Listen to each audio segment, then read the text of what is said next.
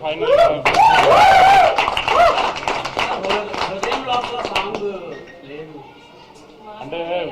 నువ్వు సినిమా అంతా చూసావు కదా, హృదయంలో సాంగ్ పడిందా, పడుతుందా ఎక్కడన్నా? నువ్వు చెప్పు, నీకే ఛాన్స్ ఇస్తున్నా.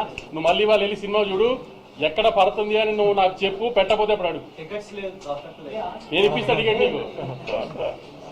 హృదయ లోపల సాంగ్ పెట్టకపోవడం చాలా మంది ఫీల్ అయ్యారండి, లవర్స్ వీళ్ళందరూ ఫీల్ అయినట్టు. ఎందుకంటే విజయ్ దేవరకొండ గారు కిస్ మిస్ అయినట్టున్నారు. ఎందుకంటే చాలా ట్రై చేసాం కానీ ఆ సినిమా ఉన్న ఇంటెన్సిటీకి స్పిట్ చేయడం కుదరలేదు. దాన్ని మాక్సిమం ట్రై చేసాం కానీ సెకండ్ హాఫ్లో ఏమైనా ట్రై చేయొచ్చు కదా పెట్టడానికి, అందరూ మాకు సలహా ఇస్తున్నారు. ఎక్కడైతే కొంచెం స్లో అయింది అనుకుంటున్నారో, కానీ అక్కడ స్లో అయితేనే క్లైమాక్స్ 20 నిమిషాలు మేము ఏదైతే ఒక బ్యాంగర్ ప్లాన్ చేసామో ఆ బ్యాంగర్ అలా హై వస్తుందని ప్లాన్ చేసాము. ఇప్పుడు మలయాళంలో ఇడ్లీ అమ్ముకుంటున్నారని గొప్పగా చెప్పాడు కదా, ఈ అబ్బాయిని తీసుకొచ్చి 100 మందిని చంపిస్తాం ఇవన్నీ ప్లాన్ చేసాం కదా. సో అందుకని కొంచెం అవన్నీ అలా జరిగినాయి.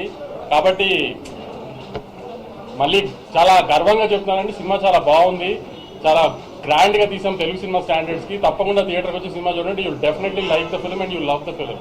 Thank you for the audience. కానీ నాకు ఎప్పుడు రివ్యూర్తో గొడవ అని చెప్పుకుంటారు కదా, నేను చాలా హ్యాపీగా ఉన్నాను వచ్చిన రెస్పాన్సెస్ అన్నిటికి కూడా. అందరూ చాలా ఆర్గానిక్ గా చేశారు. ఆమె నచ్చని చిన్న చిన్న పాయింట్స్ నచ్చని అని క్లియర్ గా చెప్పారు, నచ్చని చాలా బాగున్నాయని చెప్పారు. I'm very happy with everything. ఒకళ్ళిద్దరు కొంచెం కావాలని చేస్తారు, అది తెలిసి మీ అందరికి కూడా ఎవరు చేసి ఉంటారని కూడా. మిగతా అందరూ అయితే చాలా హ్యాపీగా నేను సాటిస్ఫైడ్ గా ఇచ్చారు చాలా మంది రివ్యూస్ కూడా.